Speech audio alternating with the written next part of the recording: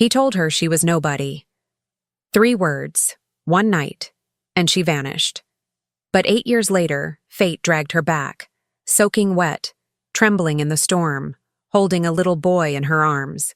And when that child looked up, the crime lord saw his own eyes staring back.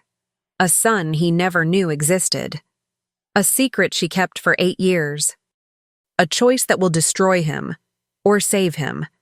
This is the story of the man who had everything, except the family he threw away. Stay until the end. This will break you. The rain fell like a punishment. It crashed against the marble steps of the Shangri-La Hotel in downtown Chicago, turning the city into a blur of neon and shadows. Inside, the private dining room on the penthouse floor was silent, except for the soft clink of crystal and the low hum of power.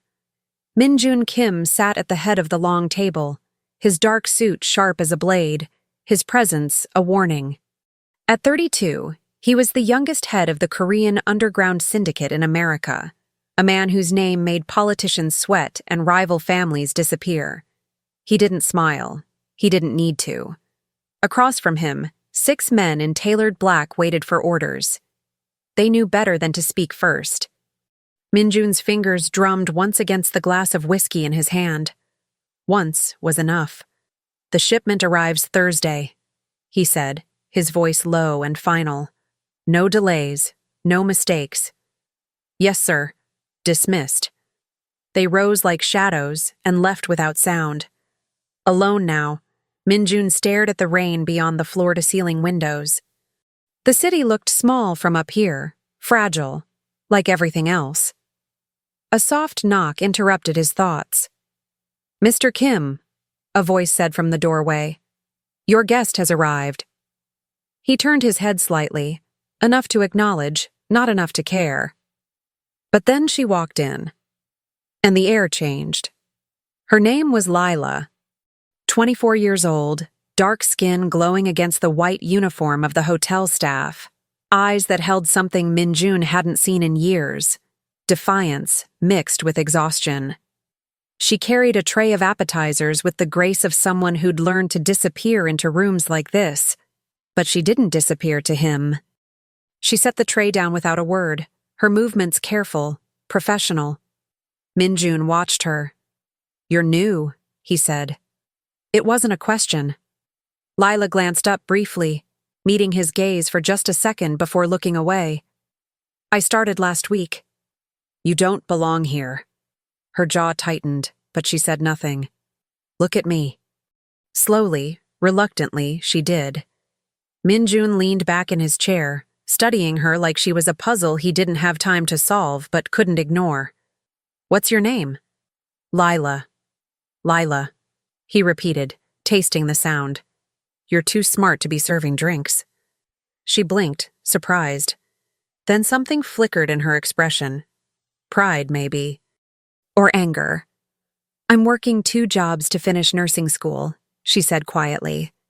"This pays better than the diner." Min-Jun's lips curved slightly, not quite a smile. "Ambition." "Survival," she corrected. For a moment, they looked at each other. Him, a king made of ice and violence. Her, a woman carved from resilience and hope. Then she turned to leave. "Wait." Lila stopped, her hand on the doorframe. "Come back when your shift ends," Min-Jun said. "I want to talk to you." She looked over her shoulder, confusion crossing her face. "Why?" "Because I said so." It should have sounded cold. It should have felt like a threat. But something in his voice was different. Softer, almost, curious. Lila hesitated, then nodded once and left. Min-Jun watched her go, his whiskey forgotten. He didn't know it yet. But that moment, that small, impossible moment, would be the beginning of everything. 3 months later. They were never supposed to happen. But they did. Late nights became conversations. Conversations became confessions. And confessions became the kind of intimacy that felt like falling and flying at the same time. Lila learned that Min-Jun's coldness was armor. That beneath the empire and the violence, There was a man who'd been alone for so long he'd forgotten what warmth felt like. Minjun learned that Lila's strength wasn't loud. It was quiet, steady, unbreakable. She didn't fear him, she saw him. And that terrified him. Because men like him didn't get happy endings. They got empires, they got power, they got fear. But not love. Never love. The night it ended, the rain was falling again. Lila stood in Minjun's penthouse, her heart pounding, her hands trembling as she held the small white stick in her palm. Positive. She was pregnant. For weeks she'd been scared to tell him, scared of what it meant, scared of what he'd say. But tonight, she decided she had to. "Minjun?" she whispered as he walked through the door, exhaustion etched into his face from another late meeting with the families. He looked at her, his expression unreadable. "What is it?" She stepped forward, her voice shaking. "I need to tell you something." "Then tell me." Lila took a breath. "I'm pregnant." The silence that followed was deafening. Minjun's face didn't change. He didn't move. He just stared at her like she'd spoken a language he didn't understand. "Say something," she whispered. "You're pregnant," he repeated slowly. "Yes. With my child." "Yes." His jaw clenched, his hands curled into fists at his sides. And then he said the words that would haunt her for 8 years. "You think this changes anything?" Lila's breath caught. "You think because you're carrying my child, you suddenly matter?"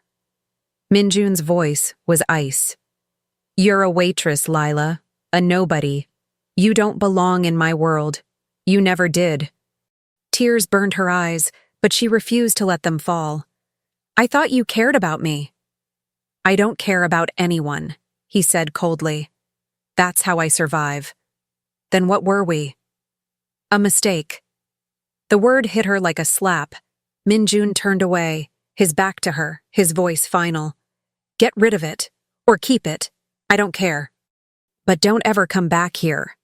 Lila stood frozen, her whole world collapsing. Then she turned and walked out into the rain. And Minjun Kim, the most powerful man in the Korean underground, stood alone in his empire of glass and shadows. He told himself he didn't feel anything. He told himself it was better this way. He was lying. 8 years passed like seasons through a storm. Lila disappeared into a life Minjun would never know. She moved to a small neighborhood on the outskirts of Chicago, far from the glittering towers and dangerous men. She worked doubles at a clinic, finished nursing school, and raised the boy alone. His name was Elijah. He had his father's eyes, dark, sharp, piercing. But he had his mother's heart, warm, curious, kind. Lila never told him about Minjun. She couldn't. How do you explain to a child that his father is a man who chose power over love? That he called you nobody and walked away? So she didn't.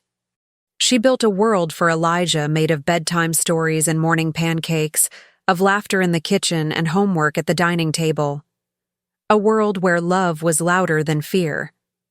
But some nights, when the boy was asleep and the apartment was silent, Lila would sit by the window and wonder, did Minjun ever think of her? Did he ever regret it? She didn't know. And she told herself she didn't care. Minjun Kim's empire had grown. At 40, he was untouchable. The Korean syndicate in America answered to him.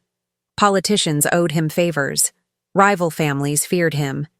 His name was whispered in rooms where power lived and died. He had everything, and nothing. His penthouse overlooked the city like a throne above the clouds. His closets held suits worth more than most people's cars. His schedule was filled with meetings, negotiations, deals signed in blood and ink. But the silence was louder now. He didn't know why. Late at night, when the city slept and his guards stood watch outside, Minjun would pour himself a drink and stare at the rain. And sometimes, just sometimes, he'd remember her. Lila, the woman with eyes that saw through him, the woman he'd destroyed with 3 words. He told himself it was weakness to think of her. He told himself he'd made the right choice. But the whiskey tasted like regret. The night of the storm. It started with lightning. The sky cracked open over Chicago, turning the streets into rivers and the air into static. Thunder shook the buildings. Rain fell like the world was ending. Minjun was in the back of his black SUV, returning from a meeting at the docks. His driver navigated the flooded streets carefully, the windshield wipers working furiously against the downpour. "Sir, we should wait it out," his bodyguard said from the passenger seat. "Keep driving," Minjun replied, his voice flat. They turned onto a side street near the Old District, an area Minjun rarely visited. The headlights cut through the rain, illuminating the empty road ahead. And then the driver slammed on the brakes. "What the—" Minjun looked up.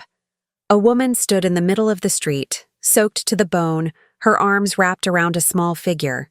A child. The driver honked, but she didn't move. She just stood there, trembling, her face pale and desperate. "Sir?" the bodyguard asked, his hand moving instinctively toward his concealed weapon. Minjun's eyes narrowed. Something about her was familiar. "Get out," he ordered. "Check on her." The bodyguard hesitated, then opened the door, rain immediately soaking his suit as he stepped out. But Minjun didn't wait.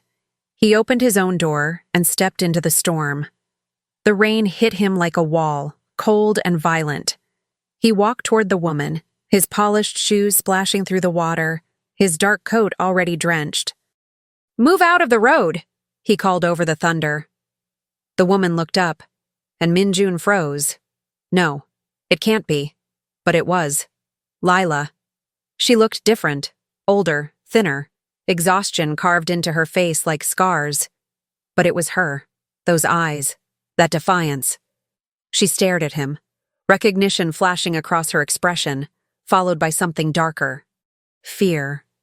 "Lila," Minjun said, his voice barely audible over the storm. She didn't answer. She just held the boy tighter, her body shaking. Minjun stepped closer, his heart pounding in a way it hadn't in years. And then he looked down at the child in her arms. A boy, maybe 6 or 7 years old. Soaked, shivering, clinging to his mother like she was the only solid thing in the world. The boy lifted his head and looked directly at Minjun. Time stopped, because the child had his eyes, not similar, not kind of like, exactly like his, dark, sharp, unmistakable. Minjun's breath caught. "No." "Who is this?" he asked, his voice low and dangerous. Lila's jaw clenched. She didn't answer. "Lila," Minjun said again, stepping closer. "Who is this boy?" She met his gaze, and in her eyes he saw 8 years of pain, anger, and survival. "His name is Elijah," she said quietly, "and he's your son." The words hit him like lightning. Minjun stared at her, then at the boy, his mind racing. A son. He had a son. For 8 years, this child had existed without him. For 8 years, Lila had raised him alone. And Minjun had never known. "You." His voice was rough, broken. "You didn't tell me." "You told me I was nobody," Lila said, her voice shaking with fury. "You told me to get rid of it. So I did what I had to. I disappeared. And I raised him alone." Elijah looked between them, confused and scared. "Mom?" he whispered. Lila's expression softened immediately. "It's okay, baby. We're okay." But they weren't. Because Minjun Kim, the man who'd built an empire on control, was staring at the boy with his eyes and feeling something he'd never felt before. Regret. Not the kind that whispered in the dark, the kind that screamed. "Get in the car," he said. Lila shook her head. "No. You're soaked. The boy is freezing. Get in the car."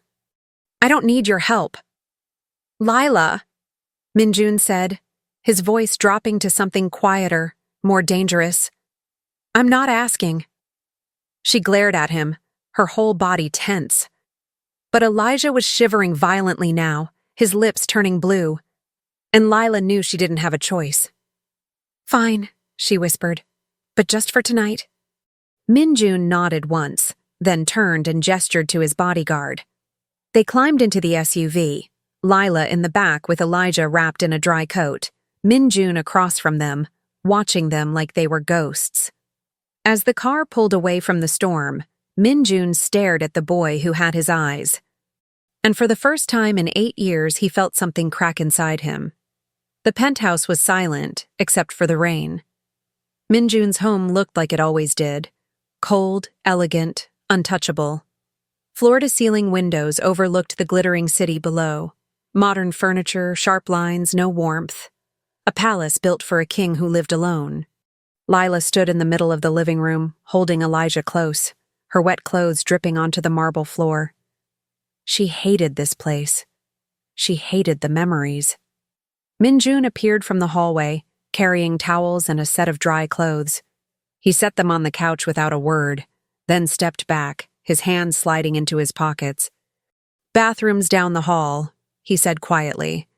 "Get the boy warm." Lila didn't move. She just stared at him, her eyes burning with anger and exhaustion. "Why did you bring us here?" she asked. "Because you were standing in the middle of a storm." "I've been standing in storms for 8 years, Lila shot back. "I didn't need you then. I don't need you now." Minjun's jaw tightened. "You're still as stubborn as I remember. And you're still as cold." Elijah shifted in her arms, his small voice breaking through the tension. "Mom, I'm cold." Lila's expression softened immediately. "Okay, baby, let's get you warmed up." She carried him toward the bathroom, leaving Minjun standing alone in the living room. He stood there for a long time, staring at the space where she'd been. Wait, if you're married or in a relationship, this message is for you.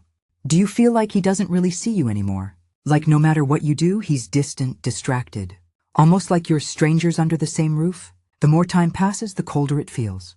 The laughter, the closeness, it's fading. And deep down you're scared. Scared that the connection you once had is slipping away. But it doesn't have to be this way. There is a path to being noticed, to being desired, to feeling close again. Scan the QR code now and take the first step. Don't wait. This moment, it's yours if you act. Then he turned and poured himself a drink. 20 minutes later, Elijah sat on the couch wrapped in a blanket, his dark hair still damp, his eyes wide as he looked around the massive apartment. "Is this your house?" he asked Minjun quietly. Minjun, sitting across from him in the armchair, nodded once. "Yes. It's really big." "It is." Elijah tilted his head, studying him with the kind of unfiltered curiosity only children have. "Are you a businessman?" Minjun's lips curved slightly. "Something like that." "Mom says businessmen work a lot." "Your mother's right. Do you have kids?" The question hit harder than it should have. Minjun's gaze lingered on the boy, on the sharp lines of his face, the dark eyes, the quiet intelligence already forming in someone so young. "I do now," he said softly. Elijah frowned, confused. "What do you mean?" Before Minjun could answer, Lila emerged from the hallway, dressed in dry clothes that were too big for her. One of Minjun's shirts and sweatpants. Her hair was pulled back, her face bare. She looked younger, softer. And for a moment, Minjun couldn't breathe. "Elijah, come here," Lila said gently. The boy climbed off the couch and ran to her, wrapping his arms around her waist. Lila looked at Minjun, her expression guarded. "We'll leave in the morning. You'll stay as long as you need to. We don't need anything from you." Minjun stood, crossing the room until he was just a few feet away. His voice was low, controlled. "He's my son." "He's my son," Lila corrected, her voice sharp. "I'm the one who stayed up all night when he had a fever. I'm the one who taught him to read. I'm the one who held him when he asked why he didn't have a father." Minjun's hands curled into fists. "Because you didn't tell me. You told me to get rid of him."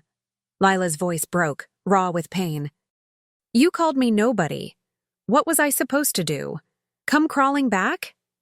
Yes, Minjun said, his voice rough. You should have told me. Why? Lila laughed bitterly. So you could reject him too?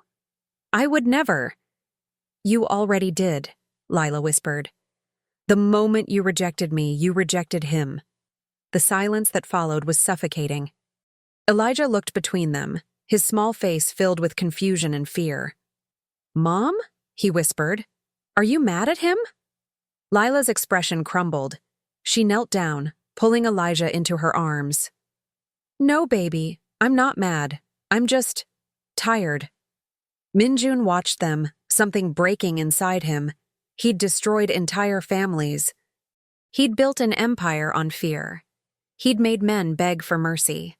But watching his son cling to a woman he'd once thrown away? That was the first time Minjun Kim felt powerless. Late that night, Elijah was asleep in the guest bedroom, tucked under blankets too expensive for a child who'd never had anything. Lila sat on the couch, staring out at the city lights, her arms wrapped around herself. Minjun stood by the window, his reflection ghostly in the glass. I didn't know, he said quietly. Lila didn't look at him. Would it have mattered? Yes. Liar. Minjun turned to face her. I'm not lying. You told me I was nobody, Lila said, her voice trembling. You told me to disappear. So I did. I built a life for him. A good life. Without you. I was wrong. Lila finally looked at him, tears shining in her eyes. You think saying you were wrong fixes 8 years? No, Minjun admitted, but I'm saying it anyway. She laughed bitterly. Why now? Because you saw him? Because he has your eyes? Because I spent 8 years trying to forget you, Minjun said, his voice rough. And I couldn't. Lila's breath caught. He crossed the room, stopping just in front of her, his dark eyes locked on hers. I told myself I didn't need anyone, he said quietly, that I was better alone. But I was wrong. I've been wrong every day since you walked out that door. Minjun. I don't deserve him, he whispered. I don't deserve you. But if you let me, I'll spend the rest of my life trying to. Lila stared at him, her heart breaking and healing at the same time. You hurt me, she whispered. I know. You broke me. I know. And now you want to be his father? Minjun's jaw clenched. Yes. Why should I believe you won't walk away again? Because I've lived without you, Minjun said, his voice cracking. And it's the only thing that's ever scared me. Tears spilled down Lila's cheeks. And for the first time in 8 years, she let herself hope. But hope is dangerous, because some lines can't be uncrossed, and some choices cost everything. Morning came too soon. Sunlight poured through the floor-to-ceiling windows, turning the penthouse into gold. Elijah woke first, padding barefoot into the living room with the blanket still wrapped around his shoulders. Minjun was already awake, sitting at the dining table with a laptop open and a cup of black coffee growing cold beside him. He looked up when he heard the small footsteps. For a moment, they just stared at each other. Father and son. Strangers. Good morning, Minjun said quietly. Elijah nodded, shy. Morning. Are you hungry? The boy hesitated, then nodded again. Minjun closed the laptop and stood. Come with me. They walked into the kitchen together, a space so pristine it looked like no one had ever cooked in it. Because no one had. Minjun didn't cook. He had chefs, assistants, people who handled things like food. But this morning, those people weren't here. It was just him and the boy. Minjun opened the refrigerator, staring at its contents like they were written in a foreign language. Eggs, milk, bread, fruit. Simple things. Things he hadn't touched in years. Do you like pancakes? He asked. Elijah's eyes lit up. Mom makes the best pancakes. Minjun's chest tightened. I'm not as good as your mother. That's okay, Elijah said softly. You can try. So he did. Minjun Kim, crime lord, underground king, man who'd never failed at anything, struggled to make pancakes for his 7-year-old son. He burned the first batch. The second was too thin. The third was lopsided. But Elijah sat at the counter, watching with wide eyes, and when Min-jun finally slid a plate in front of him, the boy smiled. "Thank you," Elijah said. And Min-jun realized he'd never heard anything more important. Lila found them like that. Her son eating pancakes. Min-jun standing awkwardly by the stove, flour on his expensive shirt, something unreadable in his eyes. She stopped in the doorway, her heart doing something dangerous. "Mom!" Elijah called, his mouth full. "He made pancakes!" Lila forced a smile. "I can see that." Min-jun looked at her, and for a second the air between them was heavy with all the things they hadn't said. Then his phone buzzed on the counter. The moment shattered. Min-jun glanced at the screen, his expression hardening. "I have to take this." He stepped out onto the balcony, his voice dropping into the cold, commanding tone Lila remembered too well. She sat down next to Elijah, brushing his hair back. "How'd you sleep, baby?" "Good," Elijah said, then leaned closer, whispering, "Mom, is he my dad?" Lila's breath caught. She'd known this was coming. She just hadn't known it would hurt this much. "Yes," she whispered. "He is." Elijah's eyes widened. "Why didn't you tell me?" "Because," Lila's voice broke, "because it's complicated." "Do you hate him?" "No," Lila said honestly. "I don't hate him." "Does he hate us?" Lila pulled him close, her heart breaking. "No, baby. He doesn't hate us." "Then why didn't he come find us?" Lila closed her eyes, fighting tears. "Because sometimes adults make mistakes. Big ones." Elijah was quiet for a long moment. Then he whispered, "Do you think he wants to be my dad now?" Before Lila could answer, Min-jun stepped back inside, his face grim. "We need to talk," he said. Lila sent Elijah to watch TV in the guest room, then followed Min-jun into his office, a space as cold and controlled as the rest of his life. He closed the door behind them. "What's going on?" Lila asked. Min-jun turned to face her, his jaw tight. "The families know about you." Lila's blood ran cold. "What?" "Last night, when I brought you here, we were seen. Word travels fast in my world." He ran a hand through his hair, frustration bleeding through his control. "They know about the boy." "They know about Elijah?" Lila's voice rose. "What does that mean?" "It means you're vulnerable," Min-jun said quietly. "It means he's vulnerable. Because of you." "Yes," Lila laughed bitterly. "Of course. I should have known. The moment you came back into our lives, everything got dangerous." "Lila." "No," she cut him off. "This is exactly why I stayed away. You live in a world of violence and power. I built a safe life for him. And now, because of one night, because you found us in that storm, everything's at risk." Min-jun stepped closer, his voice low and intense. "I won't let anything happen to him." "You can't promise that." "I can," Min-jun said, his eyes burning. "And I will." "How?" Lila demanded. "How are you going to protect him when your entire world is built on danger?" "By keeping you both here." Lila froze. "What?" "You'll stay here," Min-jun said. "Where I can protect you, where my men can protect you. You want us to be prisoners? I want you to be safe." "We were safe before you," Lila shouted. "We were fine. And now?" "You were never safe," Min-jun interrupted, his voice cutting. "You think I didn't know where you were? You think I couldn't have found you any time I wanted?" Lila stared at him, shocked. "I knew," Min-jun said quietly. "For the last 3 years, I've known exactly where you lived, what clinic you worked at, what school he went to."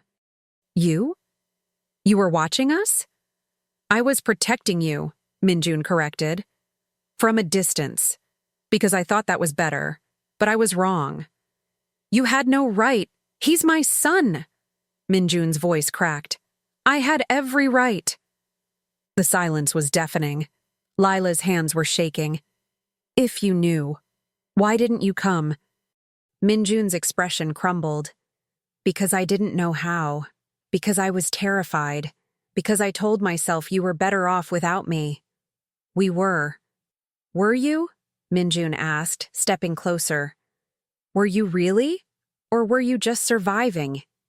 Lila's eyes filled with tears. That's all I've ever done. Then let me give you more, Minjun whispered. Let me give him more. By trapping us here? By giving you a choice, Minjun said. Stay. Let me protect you. Let me be what I should have been 8 years ago. And if I say no, Minjun's jaw clenched, then I'll still protect you, but from a distance, and I'll never forgive myself. Lila stared at him, her heart torn between fear and something she didn't want to name. Hope. That afternoon, Elijah sat on the floor of the living room, drawing on paper Minjun's assistant had brought. He drew a house, a tree, 3 stick figures holding hands. Minjun sat on the couch, pretending to read reports, but really watching the boy. What are you drawing? He asked quietly. Elijah looked up. My family. Minjun's chest tightened. Can I see?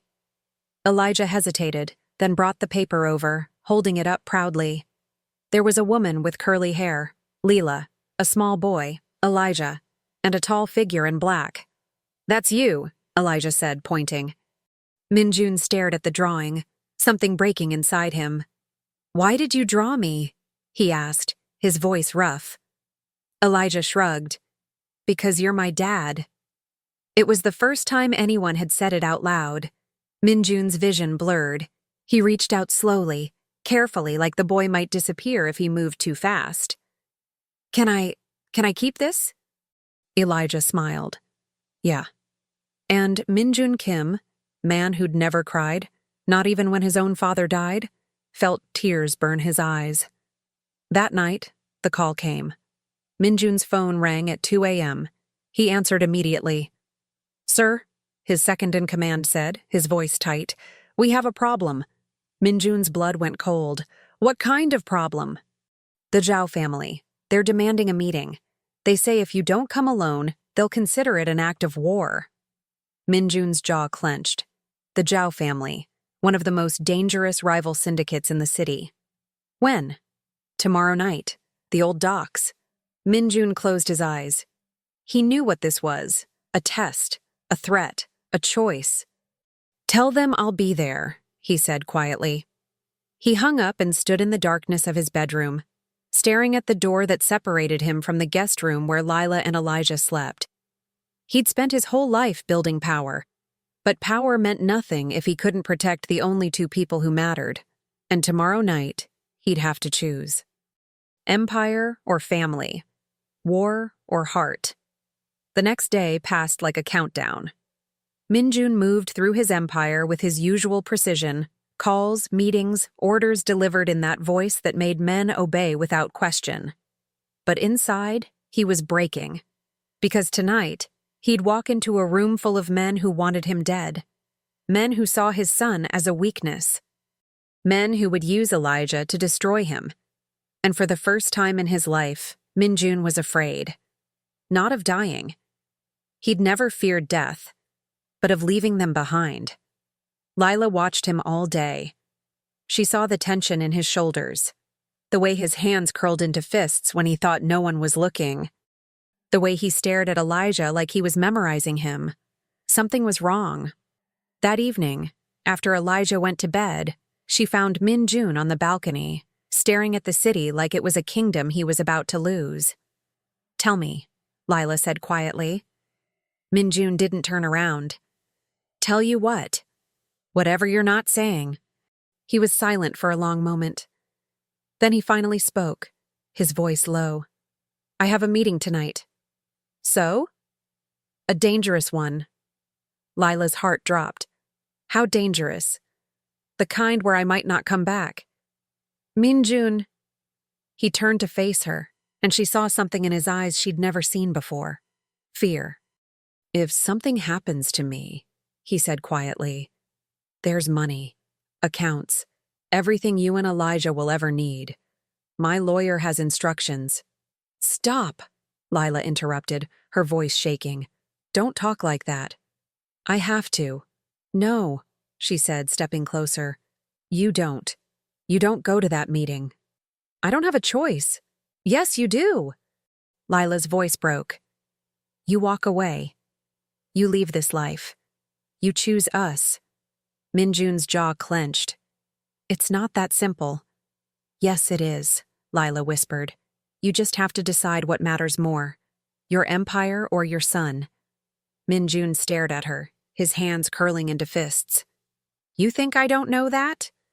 Then prove it, Lila said, tears streaming down her face. Don't go. If I don't go, they'll come here, Minjun said, his voice rough.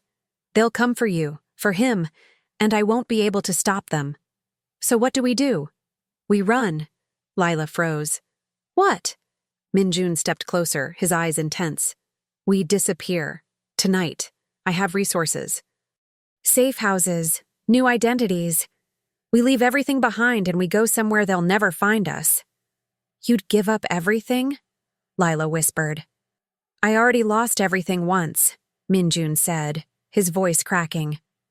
When I lost you, I won't make that mistake again. Lila's breath caught. I'm choosing you, Minjun whispered.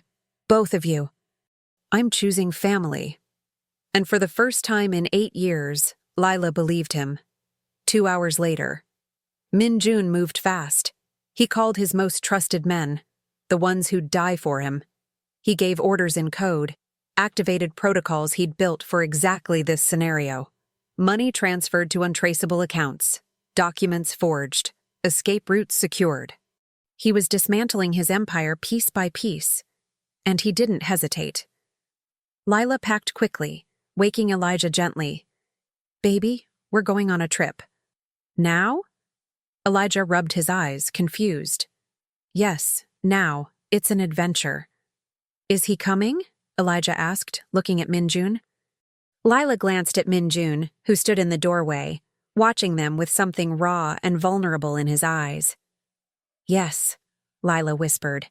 He's coming with us. Elijah smiled sleepily. Good. They were 30 minutes from leaving when Minjun's phone rang. He looked at the screen and his blood turned to ice. Unknown number. He answered. Yes. Mr. Kim, a cold voice said. Change of plans. The meeting's been moved. Where? Your building, lobby, right now. Minjun's heart stopped. What? We're already here, the voice said. And we're not alone. You have 5 minutes. Come down or we come up. The line went dead. Minjun stood frozen, his mind racing. They were here. In his building, where Lila and Elijah were. What's wrong? Lila asked, seeing his face. They're here, Minjun said quietly. What? Downstairs. They want me to come down, alone. Then we run, Lila said desperately. We go now. They'll stop us, Minjun interrupted. They have men at every exit. Then what do we do? Minjun looked at her, then at Elijah, still half asleep on the couch, and he made his choice. I go down, he said. I end this. No. Listen to me, Minjun said, gripping her shoulders. I'm going to walk down there. I'm going to negotiate, and I'm going to make them understand that I'm out. They'll kill you, Lila whispered. Maybe, Minjun admitted. But if I don't go, they'll come up here, and I won't risk that. Lila's hands were shaking. Minjun! He pulled her close, pressing his forehead to hers. If something happens, you take Elijah and you run. My men will get you out. Promise me. I can't. Promise me, Minjun said, his voice breaking. Lila closed her eyes, tears streaming down her face. I promise. Minjun pulled back, then walked to the couch where Elijah was drifting back to sleep. He knelt down, brushing the boy's hair back gently. Hey, he whispered. Elijah's eyes opened. Are you leaving? Just for a little bit. Will you come back? Minjun's throat tightened. I'm going to try. Promise? Minjun looked at his son, his boy, his blood, his second chance, and lied for the first time to someone he loved. I promise. Elijah smiled sleepily and closed his eyes. Minjun stood, his jaw clenched, his hands curled into fists. He looked at Lila one last time. Then he walked out the door. The lobby was empty except for 5 men. They stood in a semicircle, suits dark, expressions colder. At the center was Director Zhao, a man in his 60s with silver hair and eyes like ice. Mr. Kim, Zhao said calmly, thank you for joining us. Minjun stopped 10 feet away, his hands in his pockets, his posture relaxed. But inside, he was a weapon ready to strike. You wanted a meeting, Minjun said. Here I am. Alone, as requested, Zhao observed. Good. That shows respect. What do you want? Zhao smiled, but it didn't reach his eyes. I want to understand something. You've been the most feared man in this city for a decade. Untouchable. Ruthless. And now, suddenly, you have a woman and a child in your home. Minjun's expression didn't change. My personal life is my business. Not when it makes you weak, Zhao said. I'm not weak. Then prove it, Zhao said quietly. Walk away from them. Tonight. Show us that you're still the man we fear. Minjun's jaw clenched. Or, Zhao continued, keep them, and accept that you'll be hunted, that every family who's ever wanted your territory will see this as the moment you fell. That boy will grow up with a target on his back. He already has one, Minjun said coldly. Because of who I am. Then give him a chance, Zhao said. Walk away. Let them live normal lives. Be the ghost you've always been. Minjun stared at him. It was the choice he'd been running from his whole life. Power or love, empire or family. And for the first time, the answer was clear. I choose them, Minjun said quietly. Zhao's eyes narrowed. What? I choose my family, Minjun said louder now. I'm out. I'm walking away from all of it. The territory, the power, the empire. It's yours. All of it. Just leave them alone. The room went silent. Zhao studied him for a long moment. Then he laughed. A cold, humorless sound. You think it's that easy? Zhao asked. You think you can just walk away? Yes, Minjun said. Because I'm willing to burn it all down if I have to. Zhao's smile faded. I've built this empire on fear, Minjun continued, his voice low and dangerous. But I'll destroy it with love. And if anyone comes for them, anyone, I'll make sure they regret it. Not as the king of this city, as a father. The words hung in the air like a threat and a promise. Zhao stared at him, then slowly nodded. You're a fool, Zhao said quietly. But a brave one. He turned and walked toward the exit, his men following. At the door, he stopped. Minjun Kim is dead, Zhao said without looking back. The man who walks out of this building tonight is no one. Do you understand?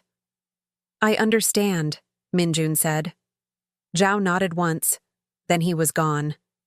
Minjun stood alone in the empty lobby, his heart pounding, his whole body shaking. He'd done it. He'd walked away. And he was free. 2 years later. The house sat on the edge of a small coastal town in Oregon, miles from the city, from the noise, from the ghosts. It wasn't a mansion. It wasn't a penthouse. It was a home. White wooden siding, blue shutters, a wraparound porch with rocking chairs, a yard where wildflowers grew and a tire swing hung from an old oak tree. Inside, the smell of coffee and pancakes filled the kitchen. Minjun, no longer Mr. Kim, no longer the feared crime lord, just a man now, stood at the stove, flipping pancakes with the ease of someone who'd done it 1,000 times. He wore jeans and a simple gray t-shirt. His hair was longer now, softer. His hands, once always clenched into fists, were relaxed, peaceful. Dad! Elijah's voice called from upstairs. I can't find my soccer cleats. Check under your bed, Minjun called back. A moment later, Elijah came thundering down the stairs. 9 years old now, taller, his father's sharp features starting to emerge, but his mother's warmth still shining through. Found them, he announced proudly. Minjun smiled. Good. Now sit down. Breakfast is ready. Elijah climbed onto a chair at the kitchen table just as Lila walked in from the porch, carrying a basket of fresh flowers from the garden. She wore a sundress, her hair pulled back, her face glowing with something Minjun had spent 2 years learning to recognize. Happiness. Morning, she said softly, kissing the top of Elijah's head, then crossing to Minjun. She leaned against him, and he wrapped an arm around her waist, pulling her close. Morning, he murmured, pressing a kiss to her temple. It was so simple, so ordinary, and it was everything. After breakfast, Elijah ran outside to practice soccer in the yard. Minjun and Lila stood on the porch, watching him through the window. He's getting good, Lila said. He's fast, Minjun agreed. Faster than I was at his age. Lila smiled. He has your focus, your determination. And your heart, Minjun added quietly. They were silent for a moment, just watching their son chase the ball across the grass, laughing when he scored an imaginary goal. Do you ever miss it? Lila asked suddenly. Minjun knew what she meant. The power, the empire, the control. He thought about it for a moment, then shook his head. No, he said honestly. I don't. Not even a little? Not even a little, Minjun repeated, turning to face her. I spent my whole life building something I thought mattered, but it was empty, cold. I was alone in a palace and I called it power. He took her hands in his eyes intense. This, he said, gesturing to the house, the yard, the boy playing in the sunshine. This is real. This is what matters. I'd give up 100 empires for one morning like this. Lila's eyes filled with tears. You really mean that? I've never meant anything more. She leaned up and kissed him, soft, slow, full of all the years they'd lost and all the years they'd found. When they pulled apart, Minjun rested his forehead against hers. Thank you, he whispered. For what? For giving me a second chance, for letting me be his father, for teaching me what love actually is. Lila smiled through her tears. You earned it. I'm still earning it, Minjun said, every day. And you will be, Lila said gently, for the rest of your life. That's what being a parent is. Minjun smiled. A real smile, the kind he'd never known how to give before. I can live with that. That afternoon, they went to the beach. The Oregon coast was wild and beautiful, waves crashing against black rocks, seagulls crying overhead, the wind carrying the smell of salt and freedom. Elijah ran ahead, his shoes kicked off, his feet splashing through the shallow surf. Minjun and Lila walked hand in hand behind him, their pace slow, unhurried. Dad, Mom, look, Elijah called, holding up a perfect sand dollar. Nice find, Minjun called back. Elijah grinned and kept searching, his small figure a silhouette against the endless ocean. Lila leaned her head on Minjun's shoulder. He's happy. So am I, Minjun said quietly. And he meant it. For the first time in his life, Minjun Kim was happy. Not satisfied, not powerful, not feared. Happy. That evening, after Elijah went to bed, Minjun sat on the porch steps. The stars were bright here, away from the city lights. The air was cool and clean. The only sounds were the distant waves and the crickets singing in the grass. Lila came outside and sat beside him, wrapping a blanket around both their shoulders. What are you thinking about? She asked. Minjun was quiet for a moment. Then he said, I'm thinking about how different my life could have been if I hadn't found you that night, if I'd stayed in that empire. Would you have been happy? No, Minjun said. I'd have been powerful, but I'd have been dead inside. Lila took his hand. You're not dead now. No, Minjun agreed, squeezing her fingers. I'm alive, for the first time. They sat in silence, watching the stars. Then Minjun spoke again, his voice soft.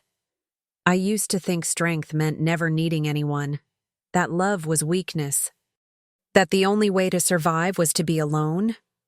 And now? Lila asked. Now I know the truth, Minjun said, turning to look at her. Love isn't weakness. It's the only thing strong enough to change a man like me. Lila's eyes shimmered with tears. You changed me, Minjun whispered. You and Elijah. You gave me a reason to be better. To be more than just power and fear. You did that yourself, Lila said gently. We just gave you a reason to try. Minjun pulled her close, wrapping both arms around her. They sat like that for a long time, two people who'd been broken and had somehow found a way to heal each other. 1 year later. The house had grown. Not in size, but in life. Photos covered the walls now. Elijah's soccer games, family trips to the mountains, birthday parties in the backyard. A baby's room had been added upstairs, painted soft yellow. Lila was pregnant again. A daughter this time. Minjun had cried when they found out. Cried like a child, his hands shaking as he held the ultrasound picture. A little girl, he'd whispered, his voice breaking. We're having a little girl. Yes, Lila had said, laughing through her own tears. We are. And Minjun had knelt down, pressing his face against Lila's belly, overwhelmed by the miracle of it. A second chance at being a father, a second chance at getting it right from the beginning. Present day. It was a Sunday morning. The family sat around the breakfast table, Minjun, Lila, Elijah, now 10, and baby Maya, 6 months old, giggling in her high chair. Sun streamed through the windows. The radio played softly in the background. The smell of bacon and eggs filled the air. Elijah was telling a story about school, his hands waving dramatically. Maya was reaching for Cheerios, her face covered in mashed banana. Lila was laughing at something Elijah said. And Minjun sat at the head of the table watching all of them, his heart so full it hurt. This was his empire now. Not territory or power or fear, but love, family, home. And it was worth more than all the kingdoms in the world. Later that afternoon, Minjun found Elijah in the backyard, sitting under the oak tree. He looked serious, his young face thoughtful. Minjun sat down beside him. What's on your mind? Elijah was quiet for a moment. Then he said, Dad, I know you weren't always here. Minjun's chest tightened. No, I wasn't. Mom told me you had a different life before. I did. A dangerous one. Yes. Elijah looked at him, his dark eyes, Minjun's eyes, filled with questions. Why did you leave it? Minjun thought carefully about his answer. Then he said, Because I realized that being powerful doesn't mean anything if you're alone. And I'd spent my whole life alone. Until I met your mother. Until I found out about you. So you gave it all up? Elijah asked. For us? No, Minjun said gently. I didn't give it up. I traded it. For something better. What? Minjun smiled, ruffling his son's hair. This, you, your mom, your sister, a life where I get to be a dad instead of a ghost. Elijah was quiet, processing. Then he leaned against his father's side, and Minjun wrapped an arm around him. I'm glad you stayed, Elijah whispered. Minjun's throat tightened. Me too, son. Me too. That night, after the kids were asleep, Minjun and Lila sat on the porch swing. The stars were out again. The ocean whispered in the distance. Do you ever wonder what would have happened if I hadn't walked into that storm? Lila asked softly. Minjun thought about it. Every day. And And I think we would have found each other eventually, Minjun said, because some things are meant to be. Lila smiled. You believe in fate now? I believe in second chances, Minjun corrected. And I believe that love is stronger than fear. He pulled her close, and she rested her head on his shoulder. You know what the best part is?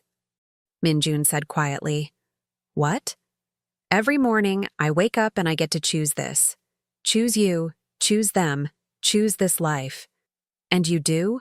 Lila asked, though she knew the answer. Every single day, Minjun whispered, for the rest of my life. Lila closed her eyes, her hand resting over his heart. And in the quiet of that perfect moment, Minjun Kim, the man who'd once been a king of shadows, finally understood what it meant to be truly powerful. Not through fear, but through love. Wait, before the video ends, listen. If you've ever felt invisible, unnoticed, like the person you love doesn't really see you, this is for you. You can feel that closeness again, that spark, that connection, the way it used to be. But you have to take the first step. Scan the QR code now. Don't wait. Your chance to be seen, to be noticed, to be wanted. It's right here, right now.